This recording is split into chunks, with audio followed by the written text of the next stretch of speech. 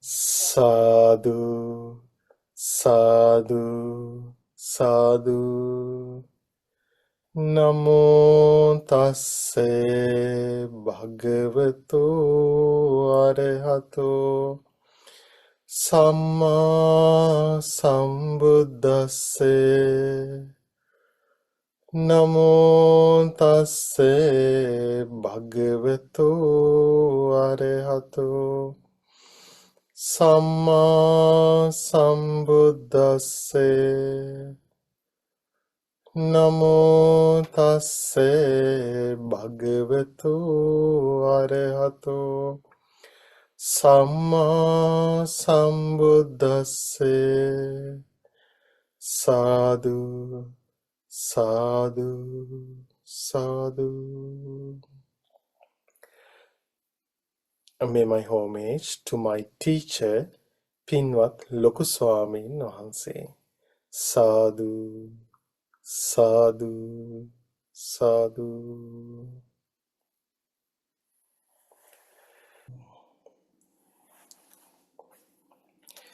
Okay, dear friends, today we are starting discussing a new sutta. The name of this sutta is Sabbāsava Sutta. I think some of you must have learned this sutta before. In this sutta, Buddha teaches us about 7 methods that we can practice to abandon all unwholesome states in our mind. So Sabbāsava, all taints, or in other words, the all unwholesome states. So today I also have a presentation. Let me share my screen.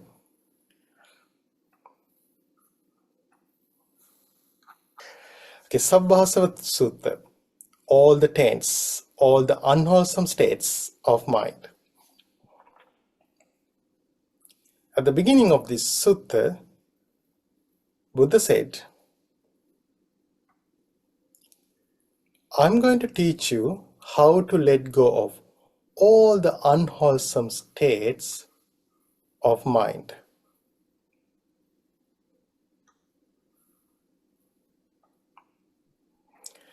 Then Buddha said, the freedom from unwholesome states is for the one who knows and sees. What must we know and see to be free from all unwholesome states in our mind? The wise attention, or in other words, wise thinking, unwise attention, or unwise thinking.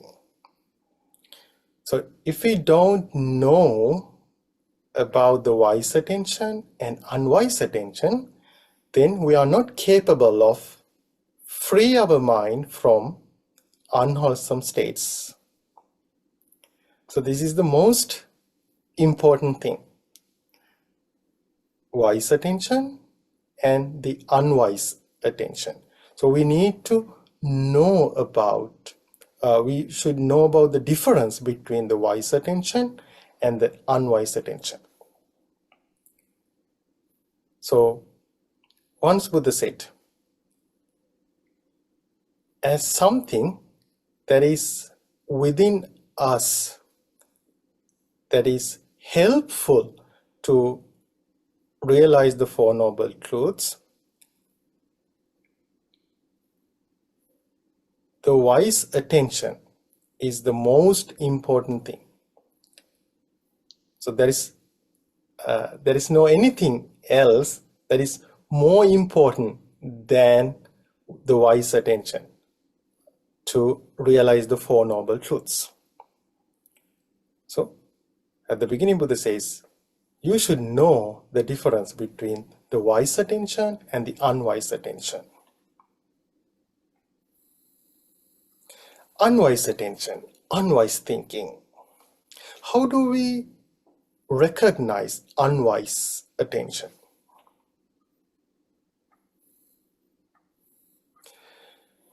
Buddha says, when one thinks unwisely, unarisen negative states arise, and arisen negative states increase. So that what happens when we do unwise thinking? When we think unwisely, unarisen negative states arise in our mind. And if there is any negative states that has already arisen in our mind, it escalates, it increases. But when we do wise attention or wise thinking, the opposite happens. Wise attention, wise thinking. When one thinks wisely, unarisen negative states don't arise, and arisen negative states are abandoned.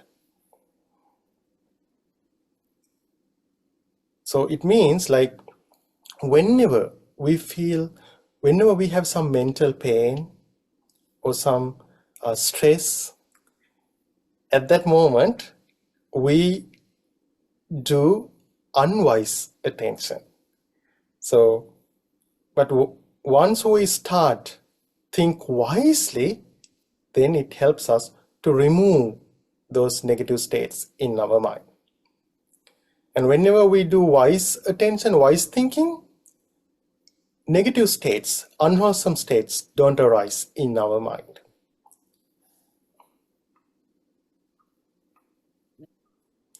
Then Buddha says 7 methods to remove unwholesome states of mind. Buddha mentions 7 methods to remove unwholesome states of mind.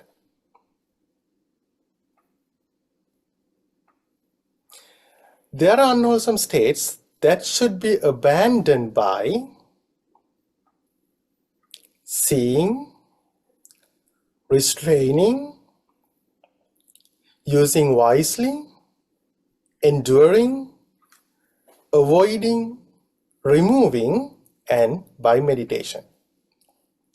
7 methods to abandon unwholesome states in our mind. So normally we think about practicing meditation to abandon negative states in our mind. But here Buddha speaks about another 6 methods that we can apply to abandon negative states in our mind.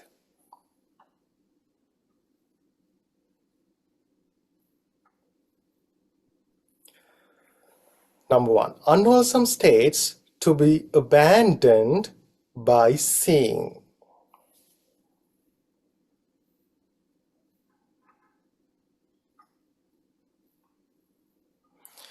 Buddha explains, there is an ordinary person who doesn't know what he should think and what he should not think. So it means he doesn't know about the wise attention and unwise attention. So because of that, they focus on things that are unskillful and ignore the things that are truly worth paying attention to. Why? They don't know what they should think or they should not think, or they don't know what the wise attention is and what the unwise attention is. So because of that, they think about the things that they are not supposed to think or that they should not think. Why? They are not skillful, they are not beneficial. But still they think. But they fail to focus on things that are really beneficial for them to develop their mind or to get rid of the sufferings and mental pains and find the true happiness.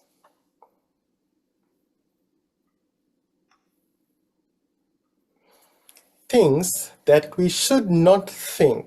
Again, Buddha explains here. There are things that when a person thinks about them, unwholesome states that haven't yet arisen appear, and those already present grow stronger. So that's what we should not think. So we can look back our life, and then we can remember some of the moments that we experience some mental pain, that we experience some suffering in our life. So then at that moment, we have thought about the things that we should not think. That's why it happened in our life. So then we can learn from those things. Then we should determine not to think about those things. But however, in our lives, now unwise attention has become a kind of pattern. So certain things happen, it is triggered. But however, now we have to change that. We have to rewire our brain to think wisely.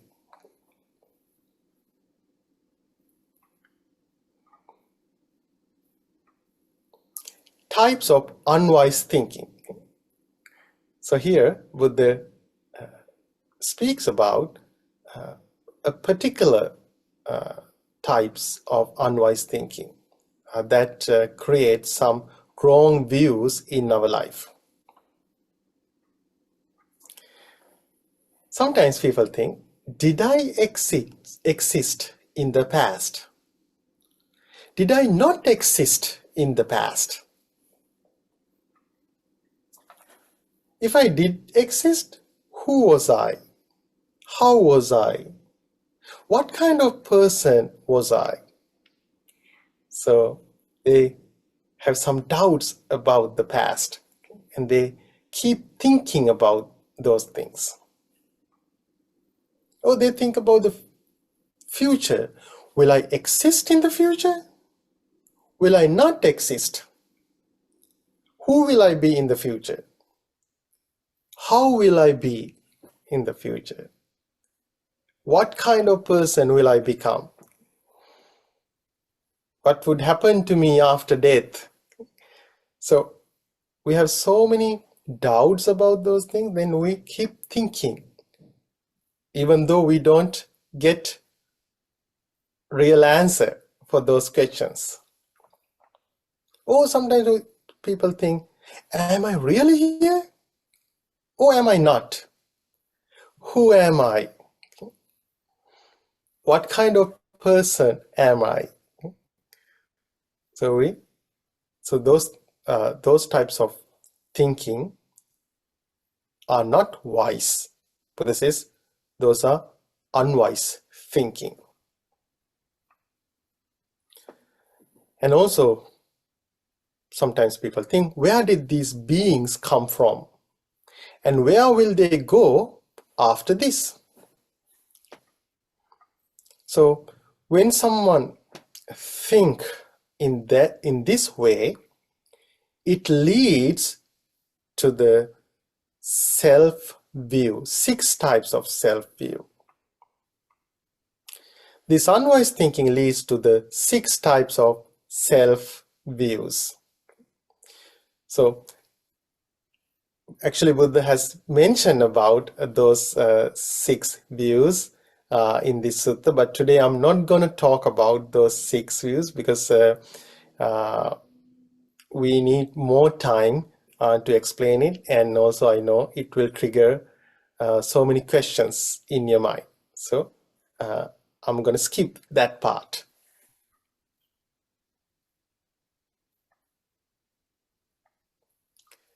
things that we should attain or things that we should think. There are things that when a person thinks about them, unwholesome states that haven't yet arisen do not appear, and those already present are abandoned. So that's what we should attain, that's what we should think. So for example, when we practice loving kindness meditation, so it helps us to cultivate love and compassion in our mind. So it is a way of wise thinking.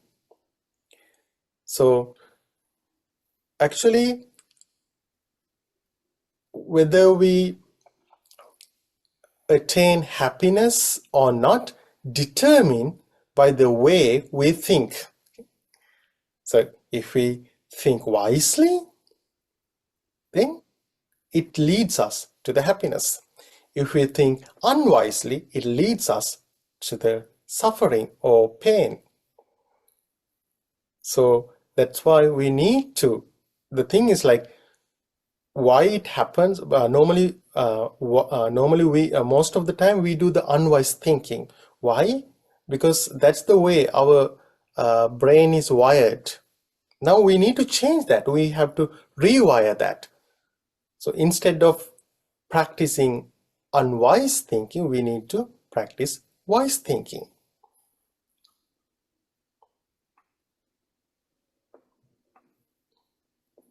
So then Buddha says, the skillful person reflects wisely. So here, Buddha teaches us about a way to practice a wise attention or wise thinking. So the skillful person reflects wisely about the Four Noble Truths. He reflects, this is suffering. This is the origin of suffering. This is the cessation of suffering. This is the way leading to the cessation of suffering. So he reflects on Four Noble Truths.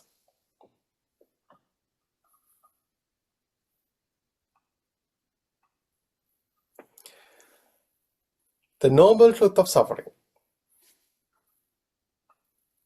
Birth is suffering. Aging is suffering. Sickness is suffering.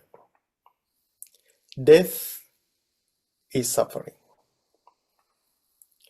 Sorrow, crying, bodily pain, mental pain, and despair are suffering. Union with what is displeasing is suffering. Separation from what is pleasing is suffering. Not getting what one desires is suffering. In brief, the 5 aggregates of clinging are suffering. So we need to reflect on that. We need to understand it. So suffering should be understood. So when there is a suffering in our life, what we need to do, we need to understand that. So that is the first step. Okay? So now actually normally what we do, we try to remove the suffering as the first step. Okay? So that is not the first step. The first step is understand the suffering. When there is a suffering in our life, we need to understand that. Oh, now I have a suffering. We need to be aware of that. Oh, now I'm sick. Oh, so this sickness. So right now there is a suffering in my life because of this sickness. So we need to understand that. We need to be aware of that. So that is the first thing, the first step we need to do. Then the noble truth of origin of suffering. So suffering arises due to causes.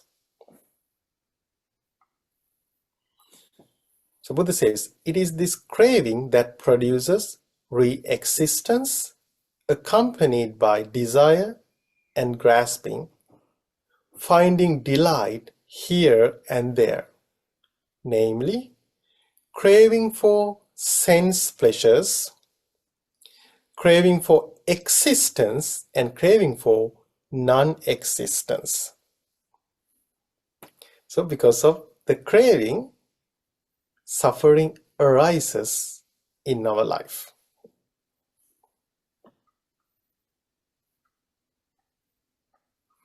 The noble truth of the cessation of suffering. It is the complete cessation of that very craving, giving it up, relinquishing it, liberating oneself from it, and detaching oneself from it. So when we completely abandon the craving, so then we can liberate from all the sufferings. The noble truth of the way leading to the cessation of suffering. It is just this noble eightfold path.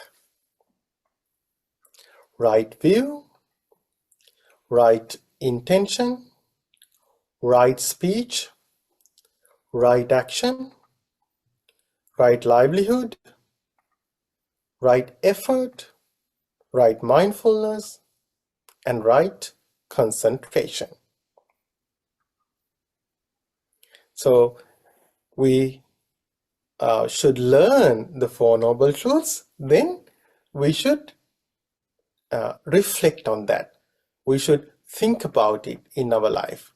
So first, before suffering arises in our life, we can practice, we can think about, we can reflect on the Four Noble Truths in our mind.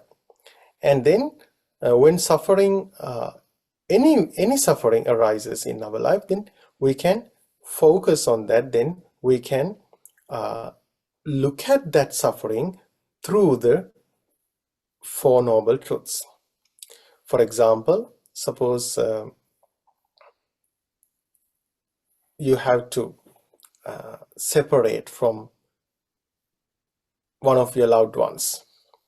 Then at that moment, yes, there is a suffering. So before try to getting rid of that suffering, we need to be aware of that. We need to focus on that, and we need to understand, okay, now I have a suffering. So this is the suffering of being separated from my loved ones. So first we need to focus on that, we need to be aware of that. Then we should try to understand why it has arisen in my life. What is the reason for that? Then we can understand, okay, there was an attachment to this person. I had some desire to this person. So since I have a strong attachment to this person, when they separate from me, then this pain arose in my life. So then we can understand, so what is the path, what is the way to get rid of this suffering? Practicing Noble Eightfold Path. So if we don't focus on that, if we don't focus on Four Noble Truths, or if we don't try to analyze the situation through the Four Noble Truths, then what happens? Okay, we don't acknowledge that suffering, and instead maybe we try to find some happiness, or we try to find some relief through doing some other things. Maybe we might cry, or we might not eat food for several days, or we might try to have some other relationship, or we might let anger to arise in our mind. So then we will do so many other things because we think, oh, it will brings me happiness. It will bring me happiness, so it will help me to get rid of this pain. So at that moment, we are on the wrong path, okay, wrong track. Then if we keep ourselves on that track, suffering escalates in our mind. But if we try to analyze the situation through Four Noble Truths, then at that moment we develop our wise thinking, and then it helps us to get rid of that suffering at that moment. Even if it doesn't disappear completely, that skills we gather through wise thinking will help us to abandon the suffering in future when it arises again. So Buddha says, when they attend wisely in this way, three fetters are abandoned in him.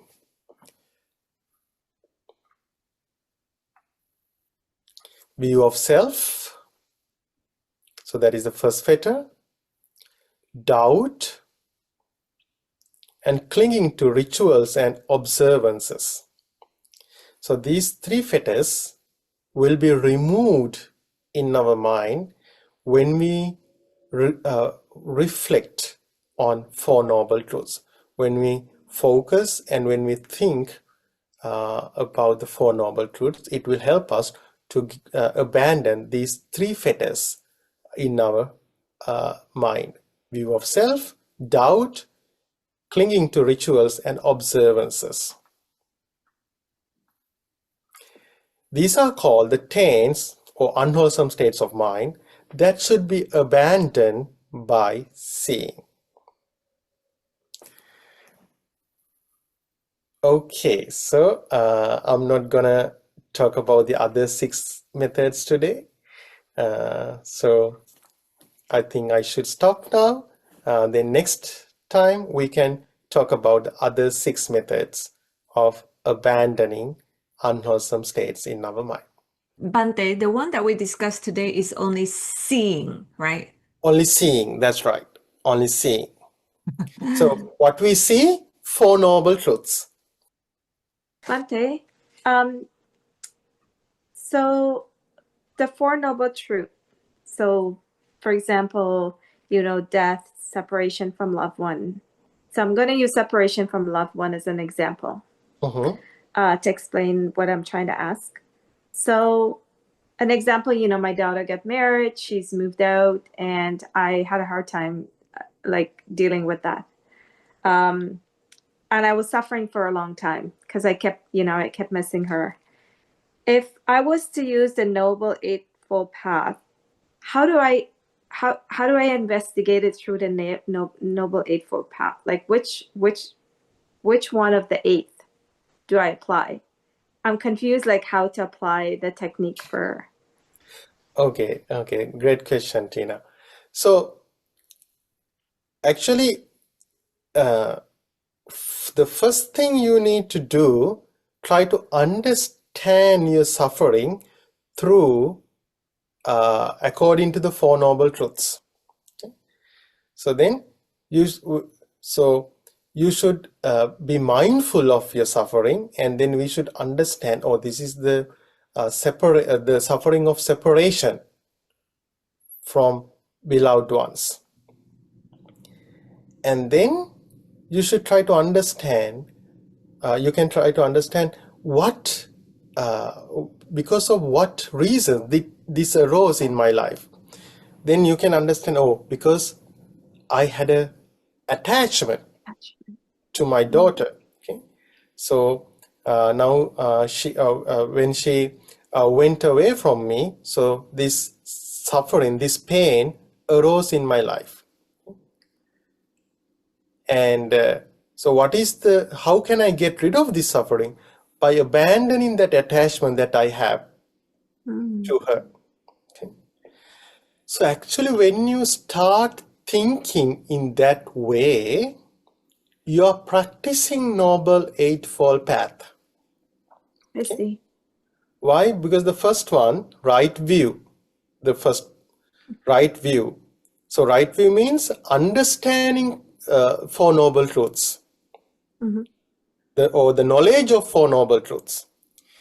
So when you try to understand your suffering through the Four Noble Truths, you develop your understanding and your knowledge about the Four Noble Truths.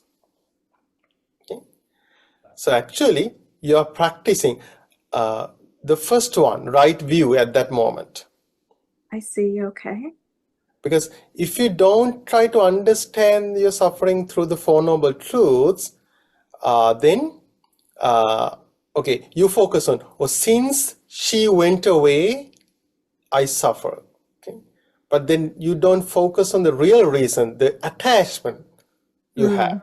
Okay, and so then you then in that way, when you think in that way, like it will escalate in your mind, like you will not be able to get rid of that. But when you start think wisely according to the Four Noble Truths, like you develop your right view at that moment. Okay? And then when you develop your right view, actually you think according to that. So you develop right intention. Okay? I see. Okay. It kind of builds. Yeah. Yeah, then it builds up. Okay. And then right speech, right actions. At that moment, you put right effort, right mindfulness, right concentration. At that moment, yes, you develop Noble Eightfold Path. Okay. And if you want to go further, then you can practice like, okay, you can intentionally, you can practice maybe some meditation like contemplation on impermanence of sense faculties. Or you can just practice, you can focus on Four Noble Truths, and then you can practice it as a meditation. Okay? And then you can try to think about like other people in this world. Okay? Not only me, all the other mothers in this world have to go through this suffering. So then you develop some love and compassion in your mind. Okay? Okay. Then you speak, then maybe then you can help other people. Okay. So if you see someone who suffer, then you can talk to them, okay, to get rid of their suffering. Then you practice right speech. Okay. You can do some right you can do some bodily, some good deeds. Okay. So in that way, so you can develop a Noble Eightfold Path. So it's really the attachment. It's not that you don't love the person. It's like because I'm attached. Yeah, I'm still attached, and for good reasons, right? Because it's your child, and over time you develop. Yeah, that's right. But actually, okay. Actually, why we attach to someone? Not because we love them. We attach to someone because we love ourselves. Oh goodness. Okay. Okay. So there are you describe some types of unwise thinking. Yeah. All of them were questions. And of course, questions are born out of ignorance, right? Because we don't know, we question. But is it in that way only that they are unwise? Could there be a wise question? If it is a question, it has to be born out of ignorance. Therefore, there is no unwise question. So the way you describe there is no wise question. That was my point. But the way you describe wisdom or wise thinking is not by question, but by statements, such as the Four Noble Truths.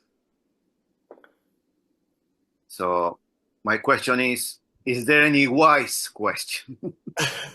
Yeah, that is a wise question. What is the wise question? How can I get rid of this suffering? How can I find true happiness within me? So that is a wise question. That really matters to us. Why? That what matters to us. Okay. So we can focus on so many other things. Okay.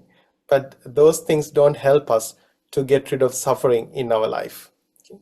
So that's why Buddhism focus on how to get rid of suffering and find the true happiness.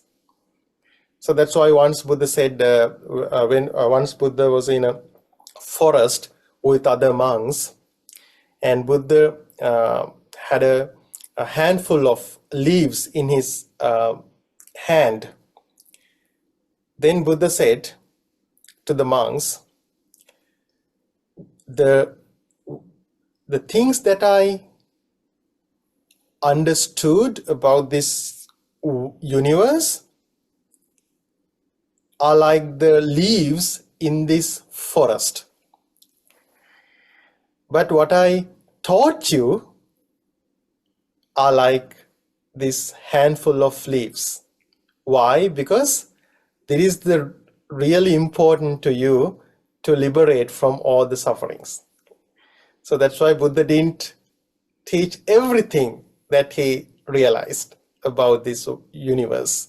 He taught what important to us to get rid of the sufferings in our life. Yes.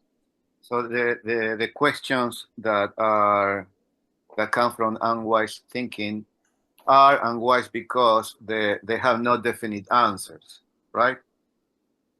The thing is, like, it doesn't help you to get rid of the suffering in your life. So what helps you to get rid of the suffering? Like understanding the Four Noble Truths. I see. Yes, that's what I wanted to listen to hear. I have a question. Oh, yes, Patricia. You said, I'm not attached to the person because I love the person. I'm attached to them because I love myself. Can you elaborate on that? We always want happiness in our life. Okay? So when someone brings some happiness to us, then we like them, we love them, then we attach to them. If someone doesn't bring happiness to us, but bring some suffering to us, then what happens? Do we love them? Do we like them? No. We hate them. So it means we focus on ourselves. Okay? So that's why, like, our kids, they bring us happiness. That's why we love them. That's why we attach to them. Okay? And our parents, they take care of us. Then they brought so much happiness to us. Okay? That's why we want to see them again and again. Like we don't want them to leave us. Okay? So it means it focuses on, actually, we are always focused on us, our happiness, everyone in this world, until we attain stages of the enlightenment. Okay? So then how can we love someone truly? Then we develop four qualities in our life. The first one is the loving kindness. The second one is the compassion. third one is the appreciative joy, and the fourth one is equanimity. So then when we have those things in our life, then we love someone, we truly love someone. Why then? We don't expect something from them, but we always think about the well-being of them. So then when we have such a mind, then even if they separate from us, suffering will not arise in our life. So why? Because even if someone depart us, like, we will not cry. Instead, we will have some equanimity, and we will think about them, not about us. Okay? So now, what happens? Always we think about us, okay, not about them. Okay, so that's why always why we like someone, why we love someone, because we love ourselves. Okay, we so then we attach to people who bring happiness to us. Thank you. Thank Yeah. you. Bhante, so how can you deal with regret? Okay, that's a good question. First of all, we need to understand regret is conditional. It is a mental phenomenon, and it is not a permanent thing, and it is subject to change. So when we have that understanding, it helps us to detach from regret. Now we have an attachment. When regret arises in our minds, we attach to it. We attach to that thoughts, and also we attach to the incident that triggered our regret. So, but if we can understand even that incident that happened in the past, so it is over now, and it is a mental object right now, and even that mental object is subject to change, and then these regrets are not permanent. These regrets are impermanent and conditional, subject to change. Then it helps us to keep some detachment from the regrets. Okay? Then it will start fade away from our mind. So that is one thing that you can do. Okay, and another thing you can do, like, always try to have a calm mind. Okay, so regret always connected with the restlessness in our mind. So restlessness and remorse go together.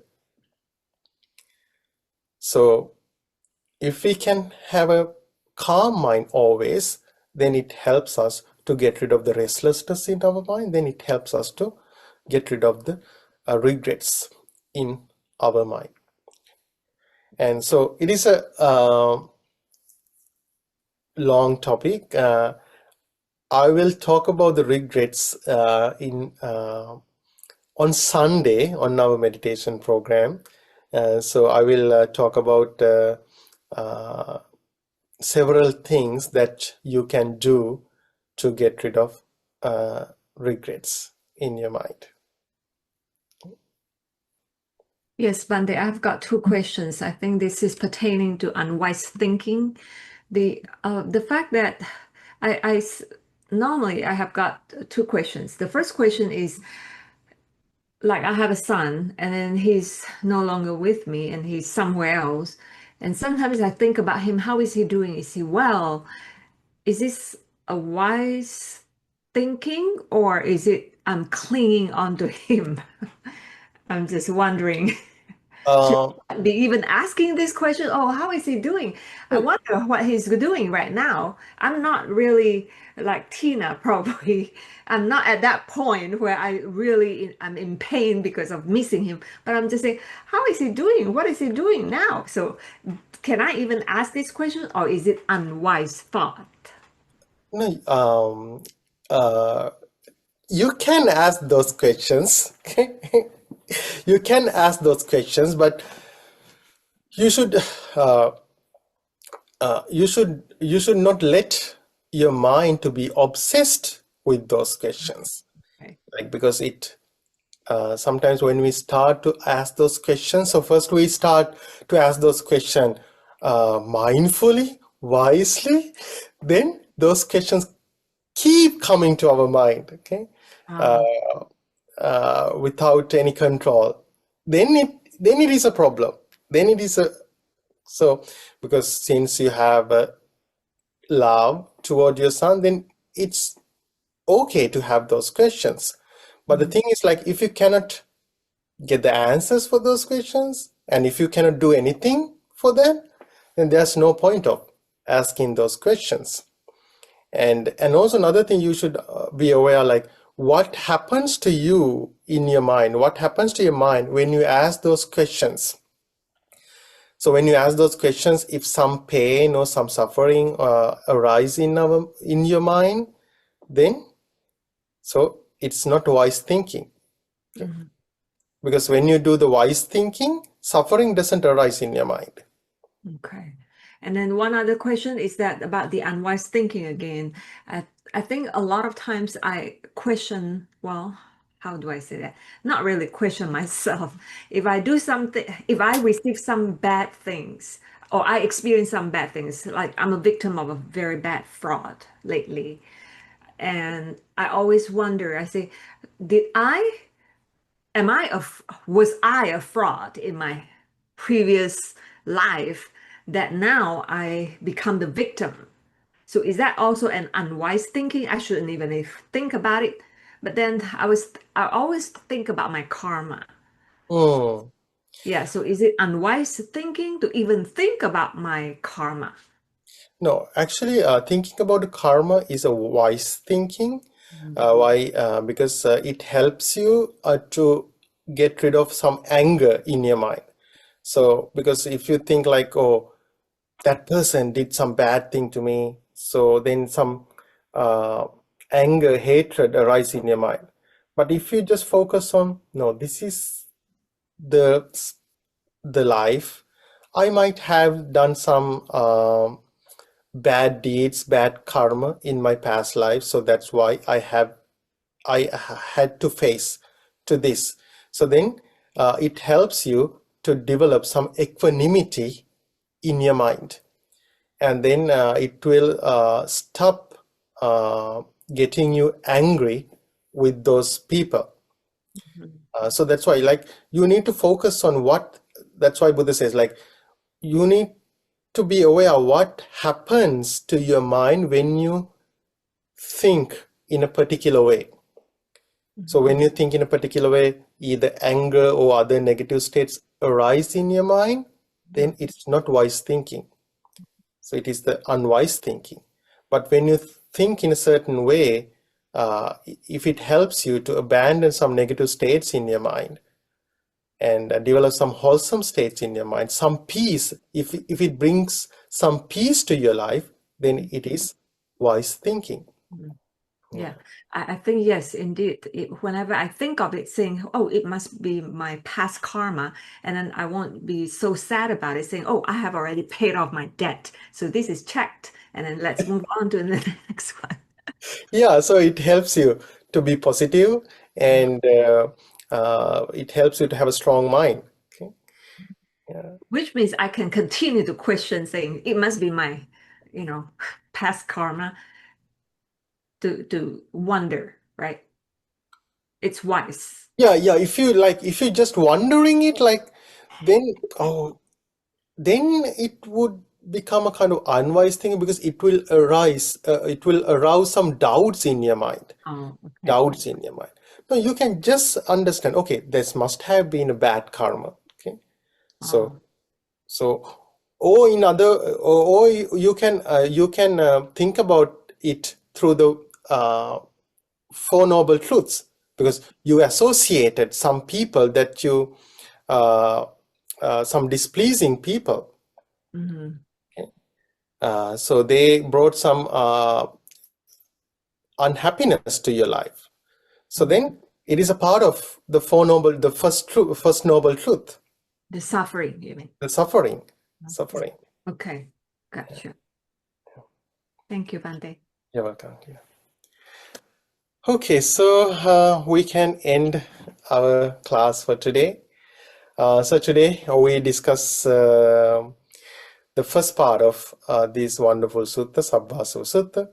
So by the power of all the good karma we collected today, with the blessings of Buddha, Dhamma, and Sangha, may you and your loved ones have a long life, strength, and happiness. May you be successful in your endeavors. May all the good fortune come your way. May you always be able to have a peaceful mind, and may you be able to realize the Four Noble Truths and attain bliss of happiness, Nibbana. Sadhu, sadhu, sadhu. Okay, now I'm going to chant verses of blessings. Close your eyes and listen to me. Abhivadana Silisse Nichang Vaddapachayino Chattaro Dhamma Vaddanti Ayuvanno Sukhang Balam Ayurarogya Sampatti Sagga Sampatti Mevache Ato Nibbana Sampatti Iminate Samijjatu. May you have long life and be free from illness. May you attain bliss of happiness. Sadhu, sadhu, sadhu. Okay, thank you so much for joining today. May you be well and happy. Thank you, You too, Bhante. Bante. Thank you, Bante. Happy homage to Thank you, Bante. Bante. No. Thank you, Bante. Thank you, Namaste. Bante. Namo Buddhaya. Namo. Namo Buddhaya. Thanks for the teachings, Bante. You're welcome. Very helpful. Thank you. Namo Buddhaya. Namo Buddhaya. Terang sana Bante, Namo Buddhaya. Terima kasih, Namo Buddhaya, Linda.